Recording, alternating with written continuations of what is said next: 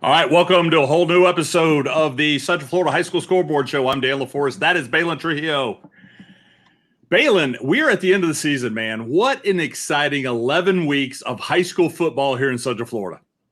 It's so sad because it's already almost over. So, I mean, I look forward to this stuff every week. I look forward to calling games and covering different games, and it's just sad that now it's going to start to dwindle. We only got 5 guaranteed weeks left of football, and then obviously some all-star games and stuff like that. But for teams, some of their seasons ended, this weekend, or even as close or as soon as Sunday, right? They're watching the show and they found out they're not playing anymore. I know one of the big ones was Foundation. They were expecting to go in there with their win over TFA, and it didn't happen. So Wakaiva, same thing. They thought they should have. They were up big against Apopka, and they sold, and that cost them a playoff spot. So, I mean, it's just sad to say that high school for a lot of teams are over, but then we still have a lot more football left. Man, we still have 5 weeks, which is over a month of football. So let's get it rolling, baby. Baylin, it's not that just football is over for a lot of teams. Football's over for a lot of Yeah, players. yeah, you said it right, And man. You said it right in your post. That was a good one. If you guys didn't listen to it, sad because it is true. A lot of you guys that blood, that sweat, that grind, the remembrance of all the summer workouts and the training and all that, comes to an end for a lot of kids on Friday night, and that was it. You'll never smell that grass the same again. It'll never feel the same. That sweat. I mean, dude, I was blessed enough and fortunate enough to play all the way to pro arena, and nothing's like high school football, man. There's just nothing that comes close to it. So unfortunately, like you called it on Friday, if you didn't take advantage of that moment or live in that moment, you missed out because a lot of you guys' careers are done. yeah, and I part of what I discussed was the fact that if you truly love this game, first of all, thank you for playing the game that I love and cherish. And I know Balin feels the same way. But, at the end of the day, stay involved in the game. We have a crisis in officiating, we have a crisis in coaching. We need guys who love the game to stay part of the game. And that's very important because you need to be part of the legacy. And that's why I do what I do. I know that's why Balin does what he does. Well, Balin, we had a big week 11. We got Charles Jones from Central Florida Preps. He's going to come hang out with us and break down our Central Florida teams and where they are going into the playoffs. A lot of rematches. We're going to talk about that. But let's get right into the week 11 games. And I know we had about 9 games we previewed, so let's get right into them. All right, let's start off with Eustis. Eustis goes over and takes care of Merritt Island. Great job by Frank Scott and the Eustis Panthers, 32-28, Balin. Yeah, that was a good win for Eustis, and it gives them a little momentum going into a massive, massive game against Cocoa this week. I mean, you need all that you can get when you're playing a team like Cocoa, but great job to Eustis, and they pulled it off. No doubt about it. And how about the game ball going to Quentin Evans, the junior linebacker, 11 tackles, 3 tackles for a loss, and a forced fumble. That is a great job, my man. How about the Mayor's Cup over in Apopka? Wow. 29 to 28. The Blue Darters finish out 7-3, Balin. Believe it or not, guys, you're looking at this score right now. It was 28-9 in this football game. Wakaiva was dominating this game, and then some late fourth quarter heroics sends Apopka to the win in the Mayor's Cup. And on top of that, sent Wakaiva home packing. What's crazy about this is if you go back to media days, there was one team Wakaiva talked about in the entire media day. They wanted Apopka. They said that's all we care about is beating those guys. And look what happened. They had a chance up 28-9 and sold the bag. Apopka takes the big W going into the playoffs. And talking about a performer, how about Nate Jenkins, the senior running back, 24 carries, 177 yards, and 3 touchdowns. I'll tell you what, and from what I understand, Wakaiva missed like a 40-yard field goal to win the game. So this is always that drag out. It doesn't matter. It's city pride. But Apopka takes back that Mayor's Cup. How about the hometown showdown? Oviedo and Haggerty. Oviedo wins big, 48-14, Balin. Yeah, this was a lot lopsided, more than I thought. I thought it would be a closer game because of rivalry week, but man, Oviedo, Jackson Latour, he's the real deal. He's a real deal when he's playing out of his mind. He's going to need another performance like he did against Haggard, against Jones. We know how that ended up last year in the playoffs, but man, what a dominating fashion this was in their hometown showdown. And Haggerty, they're gonna have to figure it out because they don't they don't have an easy one this week against Seminole. So they're both playoff teams, both had great years, both have great quarterback play. Caden Mitchell, he's playing also really well, was also touchdown player of the week not too long ago. But Jackson Latour just got another offer today. If you guys haven't seen that from McNeese State, so this kid's starting to get recognition for his play, and I'm sure he's got the game ball this one, Dan. And it started last week with an offer from LaGrange. So I'll tell you what, there's a lot ahead. But Jackson Latour, the senior quarterback, 21 to 29, 304 yards and 4 touchdowns. This is one that everybody circles. Osceola circles it, West Orange circles it. It's been an incredible game for the last several years. 21 to 10, the Cowboys take this game. Again, throw records out the window here. Both these teams, they're better than what they're showing. I'm going to be honest with you. I think on paper, West Orange has the most talent out of every pretty much Orange County team, in my opinion. Osceola is still the same thing. They're who they are, and they went and took care of business, and they finished off 500 in their season after starting off 0-5, and now they got momentum going into playoffs. This is somebody I talked about last week about you don't want to see Osceola right now in the playoffs. They could be dangerous. So they got their first revenge game in week 1 this week, and unfortunately West Orange, their season is over at 3-7. But man, this is another great rivalry, Dan. No doubt about it. How about Zion Matthews, the sophomore running back? 15 carries, 90 yards, and 2 touchdowns. A lot of talent over at Osceola, and they are kind of getting things together right now. We're going to talk about them here shortly. I tell you what, here's another big game. Holy Trinity, Calvary Christian. The fans said 78% Holy Trinity was going to win it, but Calvary Christian takes them out 56-13. Yeah, but guess who didn't say they were going to win? Me and Heath. We knew what time it was. Calvary Christian is the real deal, and they put on a show. Again, you stop one player, Bogan McNabb, you have a chance to really make it happen. And all 3 of Holy Trinity's losses were all what, Dan? Mollywops. And this was another one. Add this to another list. But they have, they're still sitting really well in their playoff bracket. They have a 3-7 team in Trinity Catholic this week for Holy Trinity. They have an opportunity to make it pretty far in the postseason. But Calvary Christians is on another level. And if you guys don't know anything about this team, you might want to do your research. This team is loaded. Yeah, no doubt about it. All right, big game here. Jones takes out Dr. Phillips 37-10. Yeah, closer game at halftime. It was 14-10 off a couple special teams, big plays for Dr. Phillips. But we knew at the end of the day, Jones is the real deal. They were going to push through, and my goodness, another 27-point win for Dr. Phillips losing to Jones. And my goodness, Jones, I'm telling you, they've won, 6 straight games? This is not the team you want to see right now. And I'm speaking for Edgewater. I'm speaking for the entire 3M classification. It doesn't matter. Jones is making statements, and look for them to continue to do so here in the postseason. In a big game, 81% of the fans picked Jones to win that game. But how about DeAndre Robinson finally comes up with a big statistical game? He gets our game ball. The senior defensive tackle, the Texas commit, 8 tackles and 3 sacks. I tell you what, that big guy, when he plays hard, is hard to stop. The Battle of the Barrel, Baylin, Edgewater takes out Boone 42-14, the oldest rivalry in Orlando. Yeah, it was only a game in the first quarter. It was actually 14-14. But other than that, there's really nothing much to watch here besides Edgewater running up and down the field.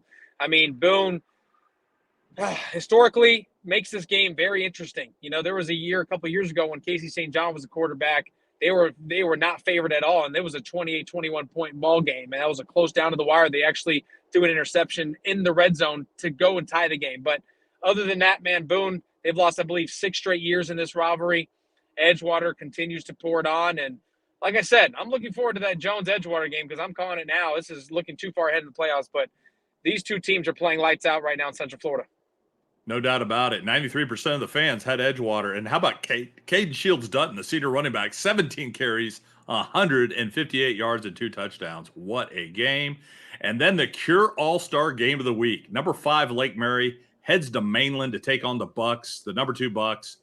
But Lake Mary takes care of business, 33-0. Hey, man, you know what? I'm going to say it because this is our opportunity to have the floor. There were some coaches and a couple DMs, talking about this football team Mainland and how we don't give them enough respect. We moved them down in the rankings when they were number 1, and they're the real deal, and they're going to prove everybody wrong against Lake Mary because we keep talking about Lake Mary. Dude, this wasn't even close. If you guys watch this game, which you guys can on YouTube, Dan, you called a great game, and so did my boy Bobby Allen. It was fun to watch from a fan, especially from my point of view, watching both quarterbacks. Dennis, DJ, he's special. And, of course, we talk about Noah, and my goodness, they made that team look like they shouldn't even be talked about in a power ranking. And I know, and this is the best excuse I see, Dan. I don't know if you see much chatter, especially on Twitter. They didn't play their starters. They're worried about state title. There was not a single player that was on the bench that did not start for Mainland the entire year. LJ McCray was out there. DJ was out there. The entire offensive line was out there. Their best running back was out there. There was nobody on the bench saving themselves for playoffs. They wanted to make a statement this game, and they just got slapped around at home. Now, there was a little, thing that we never covered that I didn't realize. DJ is nursing an injury right now. I did talk to his dad throughout the game. He definitely did not look himself. So I could see where that is. It was an ankle injury. If he's not explosive on his feet, that he'd take away Mainland's pretty much their entire offense because he is their offense, to be honest with you. So obviously that hurts Mainland. But at the end of the day, Noah only completed 5 passes and 3 of them were touchdowns. So yeah, it's just, I'm telling you right now, if Lake Mary can play defense like they did against Mainland, you can cash their check to a state title game because I have not seen that from Lake Mary, the dominating thing. Mainland had 7 total first downs, Dan, in the entire game. You were there. You watched it. 7 total. Their biggest play was a holding penalty. They called it back. I mean, it was unbelievable what I saw from home on Friday night, this past Friday with Lake Mary. So if Noah can complete even 10 or 11 passes in that football game, we're talking this could have been a 50-burger. So I was shocked, just like a lot of fans are. That's why the only excuse they can have is they clearly didn't play their starters, which clearly they didn't watch the game, which they need to because it's still on YouTube. But, man, this was a statement. And guess what? Our DMs were pretty silent this week, Dan. Here's my take on it. First of all, Lake Mary was coming off a disappointing loss to Seminole. So they were tuned in. My thing with Mainland is this. I thought they played a very, very good defensive game. Yeah, they shut Noah down. I give the game ball goes to the entire defense for Lake Mary because, Mainland has one of the biggest and strongest offensive line. The only injury that they had was I think it was the right tackle didn't play, and he's still going to be out for a few weeks. But does this, and this is the thing, and I said this during the broadcast, you need to be proud of the Bucks. 9-1 is nothing to sneeze at, number one. Number two is this is still a Travis Rowland coach team, okay? Is this the wake-up call that they needed before the playoffs?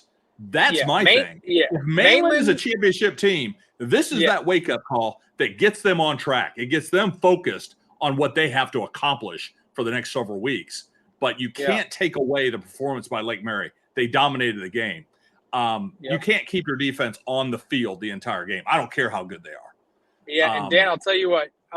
Looking at both these logos, you will see, in my opinion, calling right now, you will see both these logos in a state title game, and I can guarantee you one of them is going to win. And if I had to put money on it, it's Mainland. So let's not, like you said, let's not get this twisted. Mainland is still a solid football team.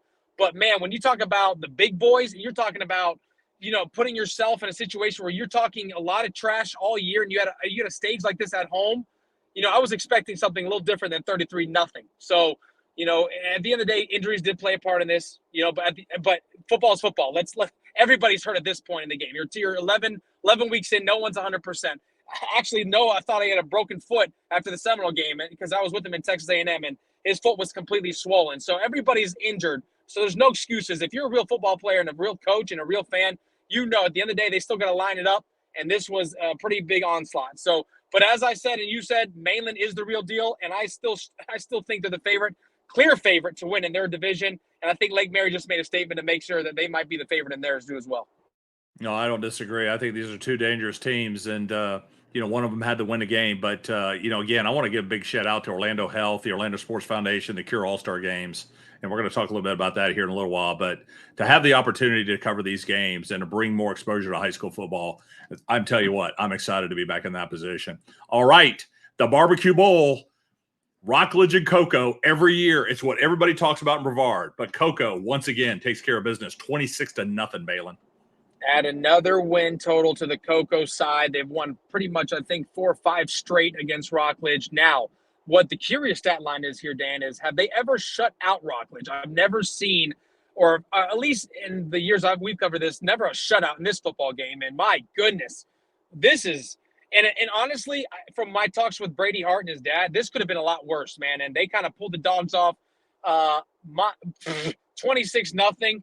Rockledge coming off a Ugali loss, or O'Galley, or however you want to say it. Correct me again, Dan. But, I mean, I just feel like, you know how we talked about Lake Mary, they used it for their advantage. I feel like Rockledge right now, I just think that they still need to figure out who they are, and we're already in postseason. And they made it to the postseason. So they've got to figure things out, man, or this is going to be one of those seasons they're going to look back and be like, what happened here?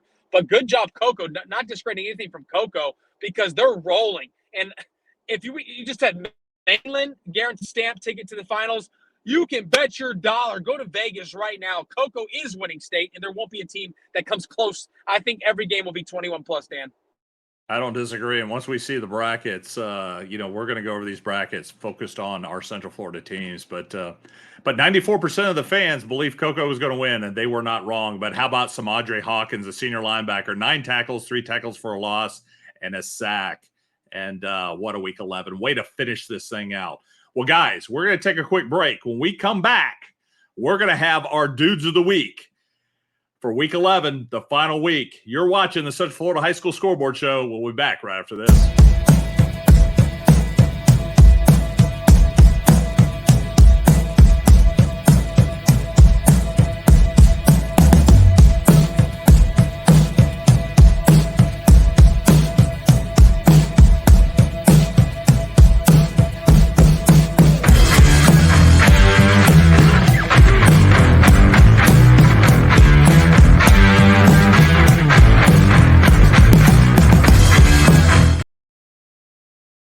Welcome back to the Central Florida High School Scoreboard Show. You can't see him, but you can hear him. Dan LaForest with Baylin Trujillo and Baylor Offensive Dude of the Week. How about Nate Jenkins, the running back, the senior out of Apopka, 24 carries, 177 yards, and 3 touchdowns against Wekiva.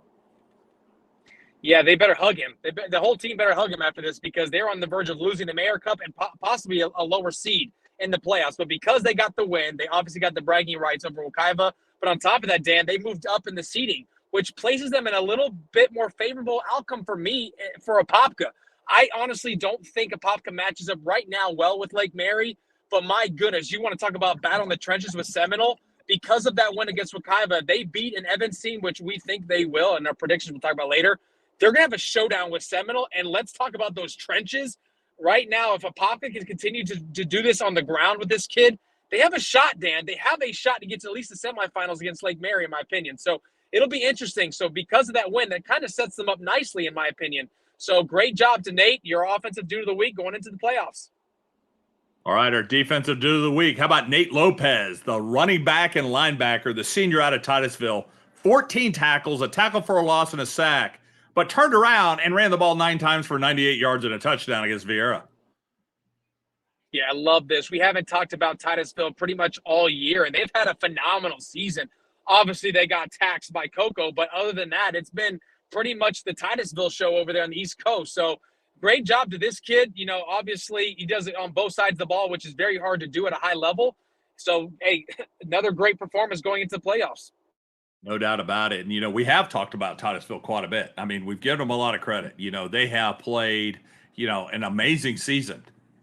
A lot of flack about whether or not they're in our top 10. And, again, our top 10 covers from Volusia all the way down through Osceola. And, I've said this for many years. We may not be right, but I know we ain't wrong. And, I like seeing the momentum. What does this look like for Titusville next year? 9-1 doesn't make you a great program. It makes it a great team. So, I can't wait to see how the Terriers continue to perform. But let's get right into our special teams, dude. And how about Aiden Pouncey, the sophomore out of Winter Park? 248 total yards, had 3 touchdowns, Baylin. Had a receiving touchdown, a punt return for a touchdown, and a pick 6. Dan, when you have a name like Pouncey, there is weight to that. There's a lot of great Pouncey names that have gone through Winter Park, And guess what? All played at the next level, and 2 of them at the University of Florida. So this is the next one in line. Oh, actually, 3 of them, you want to count the linemen. So, I mean, my goodness, those Pouncey guys, they know how to produce athletes, and this is another one in that train. And I'm telling you, man, he's going to need a big performance like he did last week if they want a shot against Mandarin. So it's going to be very interesting. But my goodness, what a great performance from a great kid. No doubt about it. Now, the Pouncey boys, the twins, were actually linemen out of Lakeland. But you're right. Jordan Pouncey, his brother, University of Florida wide receiver, is actually coaching on the Winter Park staff this year. And what a great job. Well, Baylin, here it is. This is our final top 10. And let's start with the private schools. Bishop Moore ends up number 1 at 7-3. No doubt. They are a great team this year. And we're going to see them in the playoffs. We're going to talk about it a little bit. OCP at number 2 at 9-1. Melbourne Central Catholic stays at number 3. Masters Academy moves up. We're going to talk about them. They're playing in the SSAA State Championship this weekend at 8-2. And then Holy Trinity drops a couple spots to 7-3. And then our top 10. Olympia at number 10. Leesburg at 9. DeLand moves up to number 8. Jones stays at 7. Winter Park at 6. Mainland drops to 5. Lake Mary still at 4. Edgewater at 3. Seminole moves up to 2. And then Cocoa at 1. That's the way it ends. That is what we have going to the playoffs, Baylin. The playoffs. Talk about the playoffs. The playoffs. The playoffs. Come on now. Come on now. All right, Iverson, listen, let's see. Again, a lot of credit to O'Galley at 9-1, Titusville at 9-1. Heritage is one of my favorite teams that's not ranked, no doubt.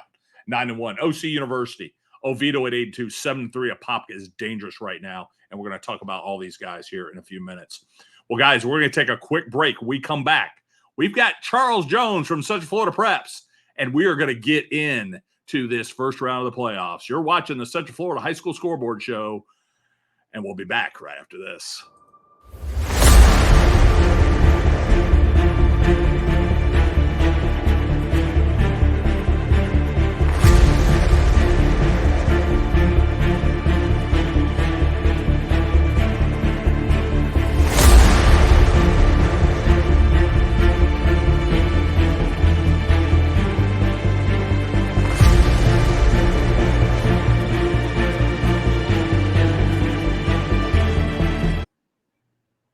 All right, welcome back to the Central Florida High School Scoreboard Show. I'm Dan LaForest. That is Baylin Trujillo. And welcome, man. We ain't seen you all year. Charles Jones with Central Florida Preps. Charles, my man, what a season. Yes, sir. And this is the best part. The playoffs start in a couple days. And we probably got how many teams in this area? Probably, if you just, I'm just speaking FHSAA for now, but I think it's about 20 some odd teams in these playoffs. I think it's more than that. It's like 37. Oh, 37. Okay, I lowballed it. Yeah. Oh yeah. 37, and 2 of them in the SSAC state championship games too. Oh yes, Mount Dora Christian. Will this be the year they finally get over the hump? They've been in that final game for the last 3 years, but they haven't been able to bring home that trophy as of yet. Yeah. No, it's going to be exciting. Charles, we haven't been able to talk to you all year. I know you've had a busy schedule. What's the surprise team for you in 2023? I'm going to say OC University. They won. I want to say they were 3-7 last year, and to go 9-1, best season in school history, I've got to go with them. Only a loss to DeLand kept them from going undefeated. And you just look at that passing game with Malachi Walters and company, excuse me. I don't disagree. Plus, you have a first-year head coach in Justin Roberts. He's done an amazing job. And anytime you're a first-year head coach, it's difficult. It's a difficult transition. It's difficult to impose your culture on a program and get the buy-in, and especially with a senior class that's not used to that. You got to give them a lot of credit. You got to give Coach Roberts a lot of credit for that. Oh, absolutely. And then the thing about them, if you examine their skill positions, a lot of those guys, matter of fact, most of them are juniors. Let's see here. Malachi Walters for sure. Jermaine Hayes is a junior. Anthony May is a junior. Schultz, he's just a sophomore. He's the tallest of the bunch in that receiving group. And Baker's also a junior as well. So, I mean, set for next year, it seems like.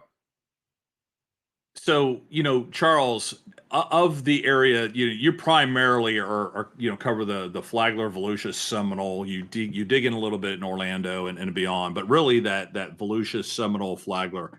Is there a player that really stood out this year that you really didn't know anything about? Oh, that I didn't know anything about? Yeah. Or let's see here.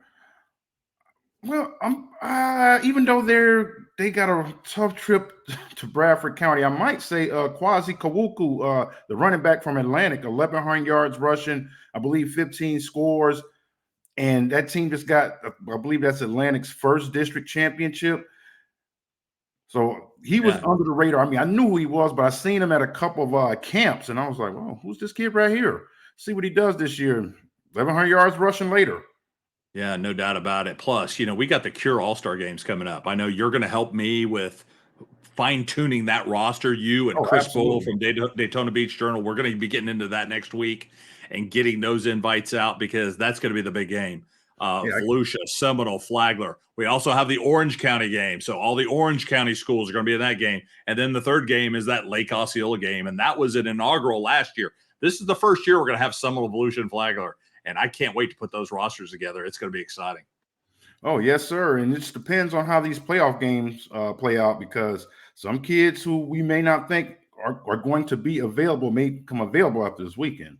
Right. And the rule on that is if you're playing the first Friday night in December, we're pulling those kids out. Whether you win or lose, it doesn't matter. At that point, we have to fill those roster spots, and you've had plenty of football to get film on. Well, Charles, Baylin, are you guys ready to get into these brackets? Yes, sir. Let's I go. think Baylin froze up there a little bit. Let's roll into it. All right. So let's get right into it. We mentioned the SSAC championship game, Masters Academy, Westminster Academy out of South Florida for all the marbles. Baylin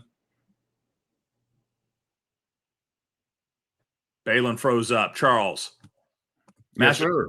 Had one heck of a season this year. Coach Garrett Kruzek, first year as a head coach. His father, Mike Kruzek, former UCF coach, former professional coach, former Trinity Prep coach, has been his offense coordinator. He had Doug Gabriel as his DC. Masters right now sitting pretty good. Oh, absolutely. Yeah, man. Go ahead, Baylin. No, I was just saying, and they also have a 8th grade quarterback at the Realm, and Jackson Stetcher. He's a special talent. He transferred in there this year, and my goodness, he has put that team on his back. And it would start off with Nazir, and he's a special talent as well. But I think where the passing attack, favors Garrett Kruzek's offense, they went with the 8th grader, and this kid's going to be another name we talk about in the quarterback conversation as one of the top guys in his class. And my goodness, he's as an 8th grader is going to lead a varsity team to a state championship, and I do think they're going to win this fairly easily. But man, this is a great job for their first year.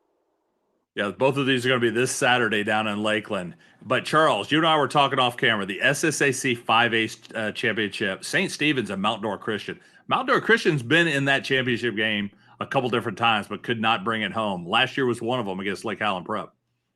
Oh, yeah. I mean, they went 3 years in a row. Last year was Lake Highland Prep. I want to say in the years past, it may have been OCP before OCP went to the FHSAA. No, that was 2020, and 2021 may have also been Lake Highland Prep. But I know they've been in that game 3 consecutive years and have yet to get that trophy. It started under Kent's, and now we got another coach in there. Yeah, Colby Tackett comes back, man. He takes off to Tennessee, comes back. He missed the humidity of Florida, and Coach Tackett's done a wonderful job over at Mount Dora Christian this year, and we're excited for them to play in the state championships. All right, let's get right into it. 1S Region 1. We have a couple great teams here that we've covered all year long. Melbourne Central Catholic takes on Halifax Academy of Daytona in the first round. Baylin. Yeah, this game will be over by halftime. Halifax has really showed us nothing this year. The one game they really tried to talk smash was the Holy Trinity game. That game was over halftime. So look for Melbourne Central Catholic, who also beat Holy Trinity for the district championship, to roll over Halifax Academy. They've had a great season, but there's no chance they win this football game. Charles? I'm going to have to agree with Baylin here. Halifax Academy, best season in school history. They've won 7 games, but this is a rematch game. And the first round, it was 56-0. Yeah, ugly. So I like, as Baylin normally says, I expect a mollywop in this one. Hey, let's go. Man, you're quoting Baylin, Let's man. Be go. careful with that. Be very careful with quoting Baylin. Hey, Dan, hold on, Dan. 45-14. You fail to realize I'm 45-14 this year in predictions. Let's go, man. Mollywop. All right. Hey, our other big game there, you've got Holy Trinity heading to Trinity Catholic over in Ocala. Baylin. Yeah, this is the one that's a weird trap game for me. Trinity Catholic is 3-7. They have not had a good year, but they won the district, which is why they're in this situation at 3-7. I think they've played better competition, which is going to probably lift them over Holy Trinity. I like Holy Trinity. Obviously, I trained their quarterback, but I'm not going to try to be biased here. I think Trinity Catholic is the real deal. Even though they're 3-7, I do believe they beat Holy Trinity. Yeah, and Charles, Trinity Catholic had it tough. I think, did they lose to Buchholz this week? I believe so. And yeah, like said, 3-7. Yeah. This was a team that was a state runner-up last year. Yeah, but listen, John Brantley, you got two really superior coaches here in Hurley Brown at Holy Trinity, and then you got John Brantley, who has been at Trinity Catholic for years and developed serious college talent. I think this is going to be a fun matchup, Charles. Oh, yeah, I believe so, too. But I like Trinity Catholic by a field goal. All right. Let's move on. How about 1M Region 1? This is a Jacksonville bracket. Trinity Christian will take on University Christian, but OCP will host Providence. You want to start, Charles, or you want me to start? Okay. No, go ahead, Baylin. Providence is actually a good football team. They played Masters Academy a couple of times, and then Trinity Christian, I'm going to call a spade a spade. They're going to walk away easily through this region and get to the state championship game. I don't think it's close. I think University Christian has a good football team. They're just not powerful enough with the talent that's surrounding probably arguably one of the best quarterbacks, if not the best quarterback in the entire state of Florida at Trinity Christian, the LSU commit. But I'll tell you what, OCP is an interesting team here. Obviously, they play games close with their defense, but their biggest win was Toho, and they're not even in the playoffs. So look for Trinity Christian to breeze through this region. And I think OCP does pull off the upset first round. I would still consider this an upset because I do believe Providence is more, I would say, battle tested with their schedule because OCP kind of has a weaker schedule with all the private schools here in Orlando not really performing at a high level. But I still think OCP plays Trinity Christian. I believe Trinity Christian mollywops their way to the finals. No doubt about it. Was it Colin Hurley, the quarterback, the LSU commit, is a special talent. But, OCP, again, my big surprise with them was how well they ran the ball. We're typically watching OCP throwing the ball around quite a bit. They control the ball on the clock, and I think that may help them out in some of this. But, Charles, do you agree? Oh, absolutely. You just hit the nail on the head right there. Their running game, controlling the clock. They have three guys that have at least 700 yards rushing. They'll get past Jacksonville, Providence, but in that next round, I just don't think it'll be enough to slay the dragon. All right, let's move on to 2S Region 2. Now, there's only really one team here that we're going to talk about. That's Atlantic Port Orange. This is a really weird North Florida bracket that, the Sharks are kind of stuck into. But unfortunately, you said it, man. The Sharks win the district. And what are they rewarded with? An 8 seed, having to go see the Bradford Tornadoes, who's on a roll. Oh, yes. I mean, they've been on the roll. They're 10-0. They're just F5 and stuff right now. And, shout out Squatty Bell from Atlantic. Third year as head coach. He's got them in the playoffs, district championship. But like we were saying earlier, your reward is, hey, you get to ride up to Stark and play the Tornadoes and go up into that storm up there. Baylin, what's your take on that game? Yeah, it'll be a storm all night in the field. They'll be running in circles around this football team. Bradford wins by an easy margin, but I will tell you, great job Atlantic for their year that they've had.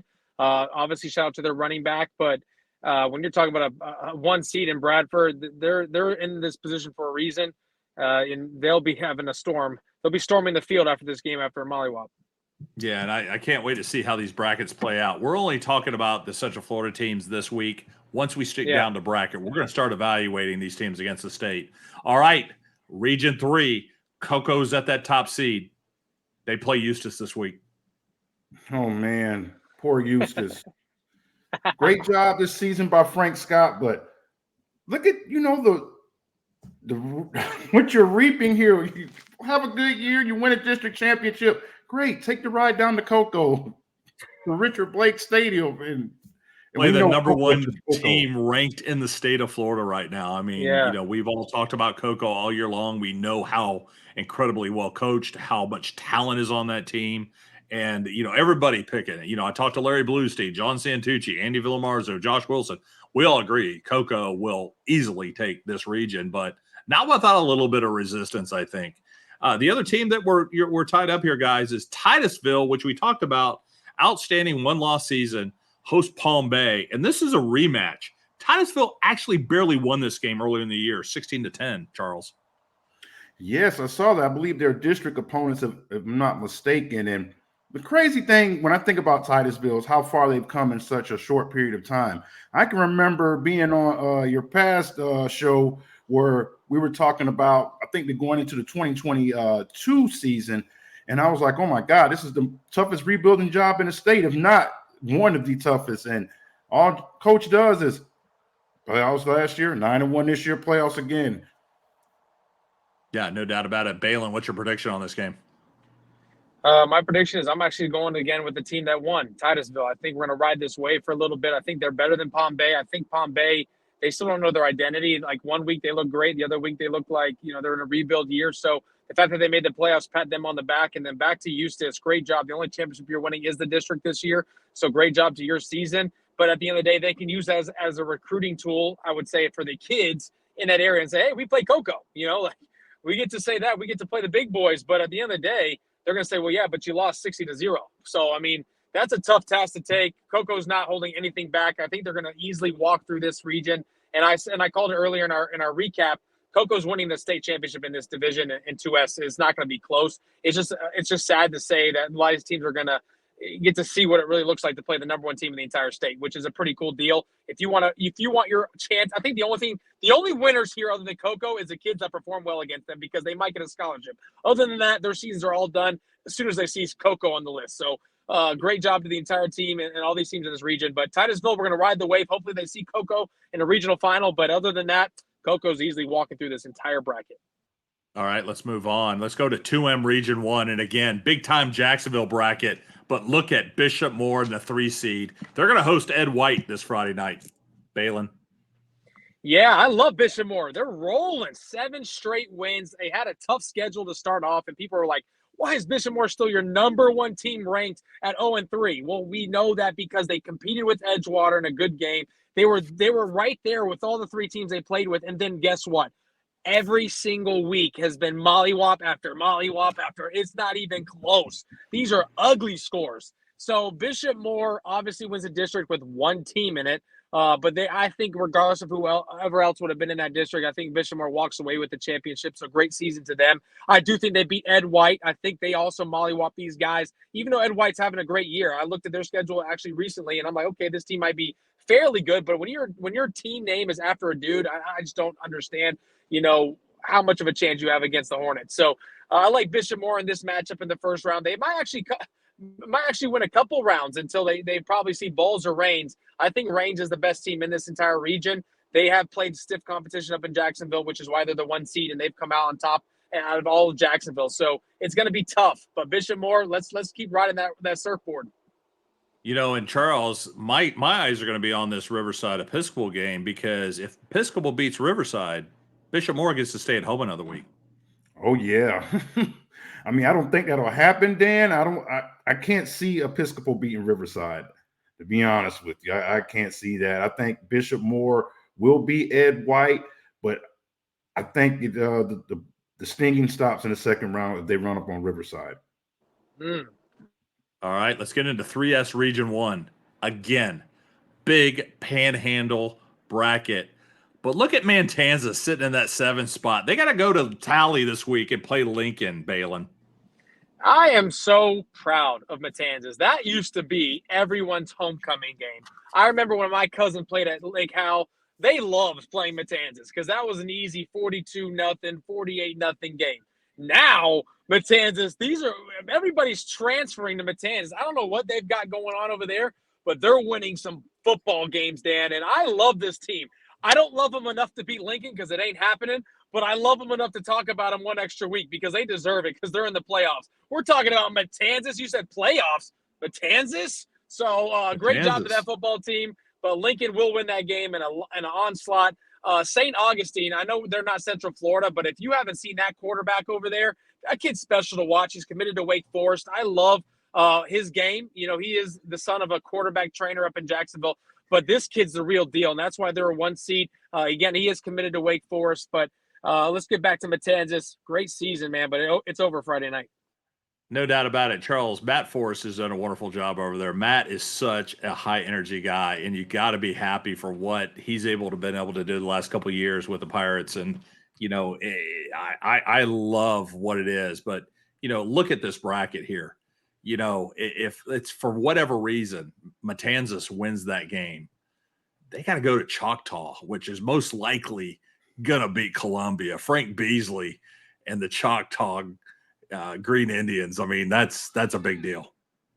Oh, yes, sir. You know, congratulations to Matt, Coach Forrest. He's one of my favorite interviews. Every time, you know, during the interview, high energy guy. He's long-winded. He's a great guy to talk to. But sorry, Coach. I think it's the buck stops here. 7-4, still a great season. And, you know, Baylin, you brought up St. Augustine. We're going to talk a little bit about them. I think they are the team right there that could create some havoc in 3S. Yeah. And talking about 3S, Region 3, Mainland, the Bucks, host Satellite, Baylin. Look, hey, the only time I'll ever talk negative about Mainland is the Lake Mary game. Other than that, dude, they're the favorite. Like I said, we can talk about Ugali. We can talk about Satellite. We can talk about Rockledge. We can talk about Merritt Island, Sebring. We can talk about all these Central Florida teams that made it to this region. There is no way I will bet my house on this that Mainland does not come out to the state title game through this region. I mean, I would have said maybe Rockledge from a mental standpoint, but my goodness, have you seen how they've been playing? Now, Ugali might be the sleeper because they are battle tested and they have come away with wins in all their big games minus the Cocoa game, which they talked a lot of trash and they lost 28-0. But we'll go back to the main thing, Mainland. And they are going to walk away. Satellite, I feel bad for you. This is going to get ugly because, they're going to have to respond big because of how the last thing that we think about is a 33-0 loss to Lake Mary. So they got something to prove. And my goodness, Charles and Dan, I would hate to see Mainland the next 3 or 4 rounds because they are going to the state title game. Charles, what's your take on that game? Oh, Mainland, I believe they're upset. You know, they probably didn't like the way they played last week, and for good reason. But Satellite, I'm sorry. They got this freshman that I like, Noah Flores, who plays running back and receiver. Pretty good athlete who probably will end up at Cocoa before he's a senior, I think. But Mainland's coming out this bracket. And like Baylin said, the only person who can give him a challenge, I want to say, is O'Galey and Rockledge. I haven't seen them play, but I've heard they're fast on defense. That's all. That's the only thing I've heard. Hey, Dan, can we appreciate that I'm not the only one that got Ugali's name wrong, please? Because I'm always corrected about this. So can you one more time for the fans? O'Galley, guys. It's O'Galley. Oh, okay. I'm sorry. O'Galley. Sorry, Commodores. O'Galley. God, I got to carry you guys everywhere. All right. I agree. I think Mainland is first of all, they're battle tested. I think that was the wake-up call for them. I think Coach Rowland this week made it very clear that won't happen again. And I expect Mainland to come out, make some corrections. They are focused. They are teared up, and they're ready to get to the next round. Okay, guys, how about Rockledge take it? I have to go down to Jensen Beach. Jensen Beach had a good season.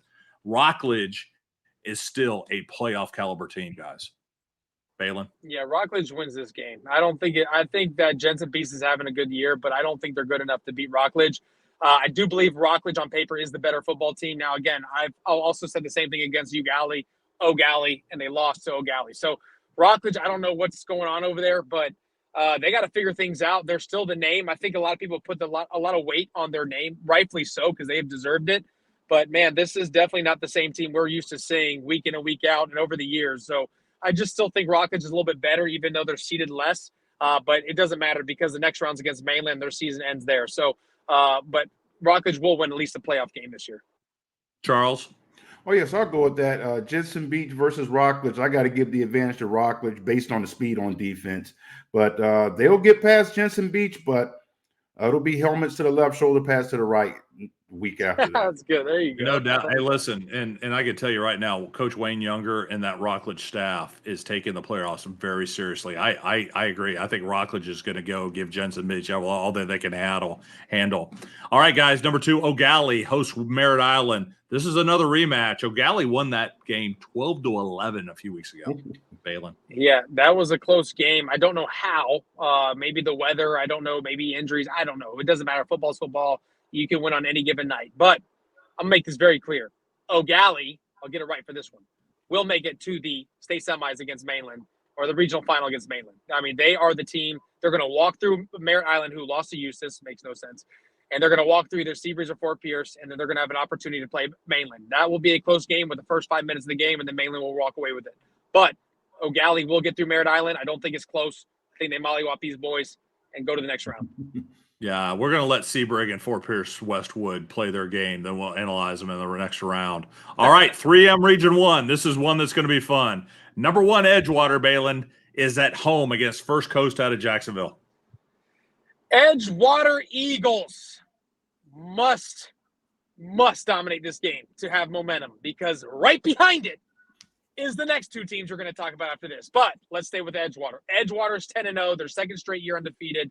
Rightfully so. Cam Duca is a nominee for Coach of the Year, obviously, every year, probably in everybody's bracket. Rightfully so. They've dominated the game. There's nothing flash about Edgewater. They will dominate you based on everything they've done from their year 1 that Cam Duca's been there. There's nothing flashy about this football team. They say we're going to fundamentally beat you, and we're going to beat down you, and we're going to keep winning football games. And that's what they do. And they're good at it.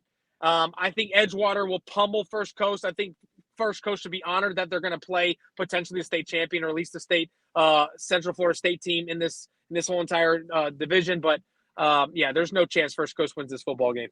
No chance. Charles? I'm going with Edgewater. I like the Eagles. I like the Eagles big, and I just think that it's just going to set up a second round matchup, a rematch game next week against Jones. All right, well, let's get right into that. Number 4, Jones has to go to Oviedo. Why? Because Jones did not win the district. Edgewater did, but Oviedo did.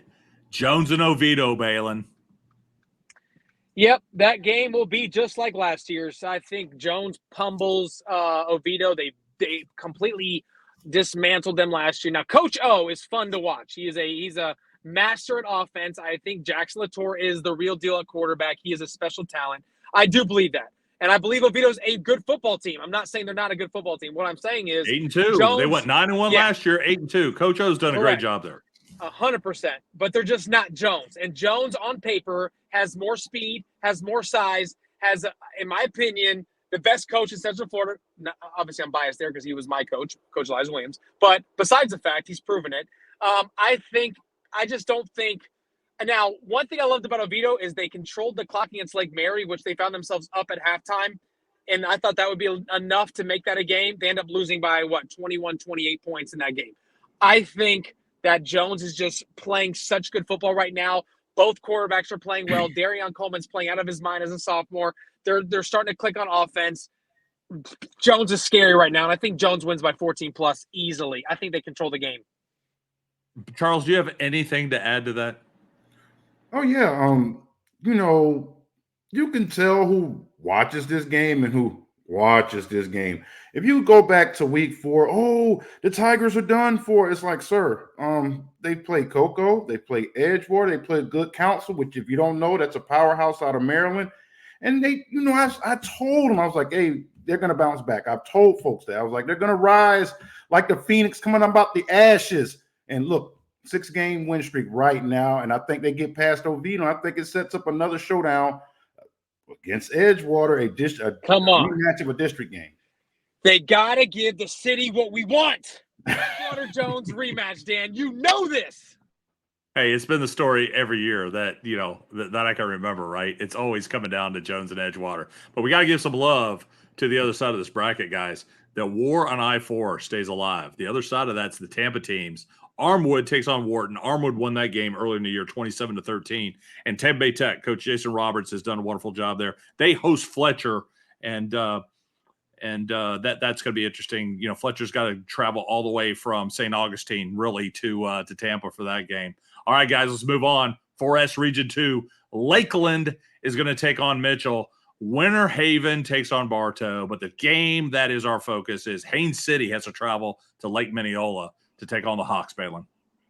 This will be the biggest mollywop out of all the teams we've talked about this year, or in this bracket. This will be ugly, Dan and Charles. This is not going to be a close football game. Lake Minneola will grind it out in the air, on the ground, you name it. Haines City has zero chance in this football game. And I've watched Haines City a couple times this year because they played some of the quarterbacks I trained. And every time I watch, they get completely mollywopped. And now you're coming against a team that is well coached with Coach Banks, with probably the biggest offensive line I've ever seen, other than maybe Lake Mary in some spots. But Lake Minneola's offensive line is freakishly, all those guys can play D1, including a quarterback in Jackson. He's playing lights out. And, of course, my boy, the athlete from CFCA, Jacob Kanya, he just got another offer. He's a special talent. I just think they're just too much for Haines City. What do you think, Charles? Oh, I think without a doubt, Lake Minneola is going to make it to that final and face Lakeland. You know, we talked to our guy Hassani Harper earlier today, and he said he doesn't believe Haines City has the depth to take on Lake Minneola. So that winner will play the winner of the Wiregrass Ranch Springstead game. All right, let's get into our 4S Region 3. Treasure Coast hosts Osceola. Larry Bluestein and I was on Larry's radio show down in South Florida last night.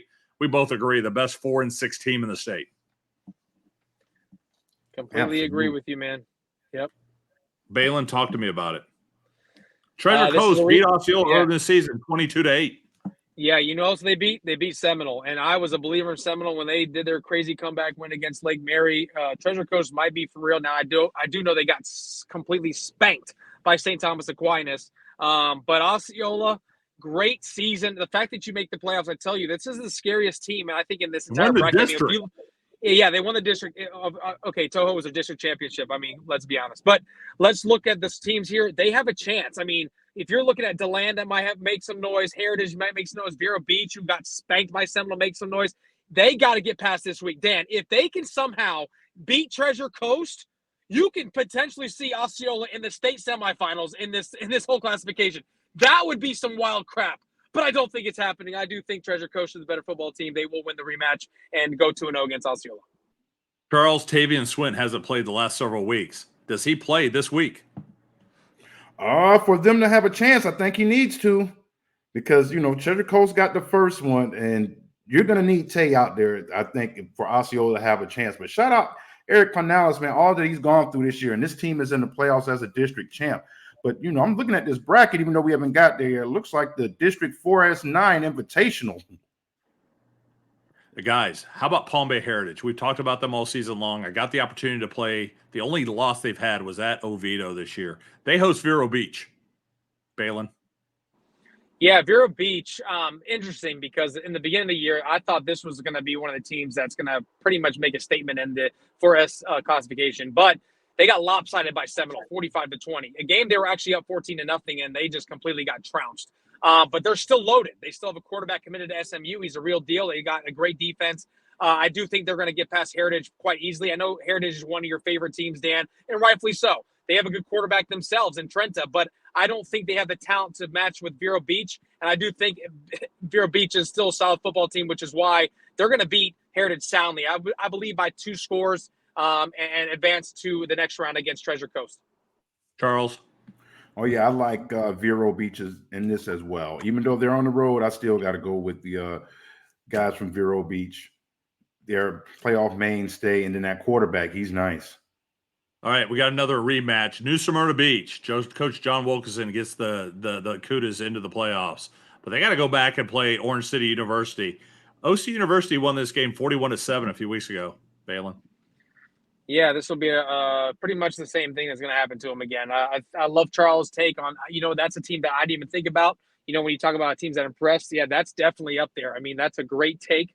University OC is playing great football, and they have one of the most special starred athletes. I think he's not a real true quarterback. He's a special athlete.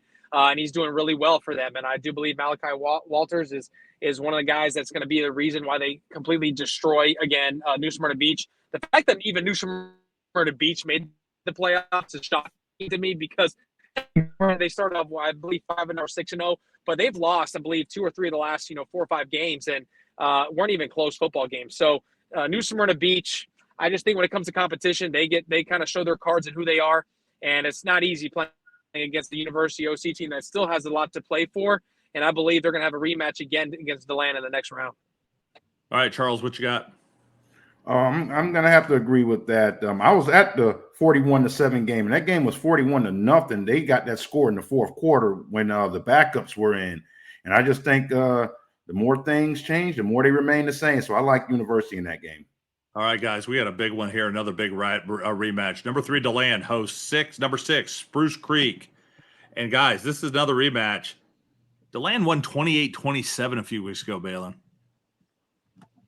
A comeback win, Dan, at that. They were getting dominated by Spruce Creek. Again, Spruce Creek had every opportunity to fold in this game, and they actually showed up and played. They just got beat by Lake Mary. They were kind of down their first loss, and they played DeLand right back to back. And guess what? They handled them. And then, of course, TJ Moore and the horrifics of Javon Moss, Boss, or whatever you want to call him. You call him the freaking playmaker of the century, but he freaking dominated in that fourth quarter. There we go. Javon Ross, the special talent. And he scored the game-winning touchdown to put them over by a point. But I think DeLand will take control more of this next go-around. I believe they win by 14+ easily, and they will control the game with Darlington's offense. All right, Charles.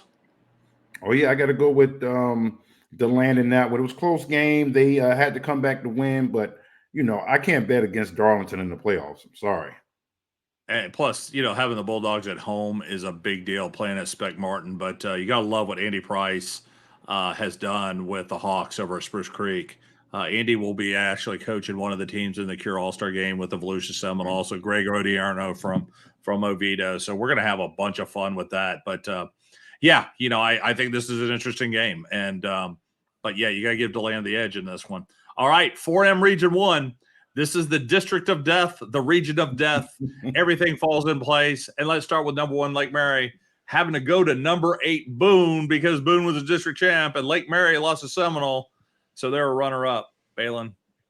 Yeah, the only thing that we're going to hear about Boone is the boos they're going to have at their home stadium when they see Lake Mary in the end zone over 5 times in this football game. Lake Mary is going to pummel Boone High School. And I know they're the district champ over my alma mater, Oak Ridge, because they have the easiest district in all of Central Florida. They got to beat Freedom, Cypress Creek, Oak Ridge. I mean, come on, let's be honest. So Lake Mary wins this football game by 28+, and I think Noah has another 4 or 5 touchdown performance, and that defense is loaded. All right, Charles. Oh, I like Lake Mary big. I mean, you got Noah slinging the ball, 44 touchdown passes and 3,000 yards passing in 10 games. Man, that's just unheard of. And their receiving group sounds like a law firm. Was it Henshaw, Cook, and Harshbarger? But they've been prosecuting DBs all year. They have. We talked about Noah Grubb's 3 touchdowns against Baylin, all of them with Caden Harshbarger just threading the needle up the seam. But I agree. I think they're just a little much for Boone. I like what Andy Johnson's doing with the Boone Braves. A lot of young talent, and they got some studs we're going to be talking to at Media Days next year. All right, guys, this is a big focus game. We were talking about districts. We're talking about the 9-0 Winter Park Wildcats. They're going to host Mandarin. I saw Mandarin play Lake Mary. We haven't seen Winter Park, but have they been challenged enough, even at 9-0, Baylin? Win this football game. I do think that it's going to be closer, and Winter Park does have a chance. But when you have a secondary, all 5 guys going Power 5, it's going to be tough because I think Winter Park has to throw it in the air to win games. I don't know much about their trench game with their offensive line. Aaron Williams is playing great football. They're 9-0, obviously. They've won every game, but they do have I talk about Boone has the weakest district. Winter Park has the weakest schedule. So it's going to be interesting, and they can't run from these guys because these guys are on a mission to play against Lake Mary again. And because of Popka's win last week against Wekiva, they've set themselves up against Winter Park and has that opportunity to play Lake Mary next week. So we're going to see that rematch. But Winter Park, don't be surprised if they can pull this upset, but I don't see it happening. Charles?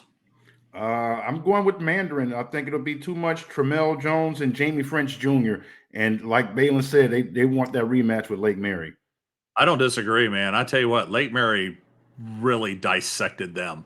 I think Winter Park, even though it's a home game, I think it's going to be a lot. I agree. I think Mandarin's got so much talent. The question is, do they play better than what they played at Lake Mary? Because Winter Park has got talent.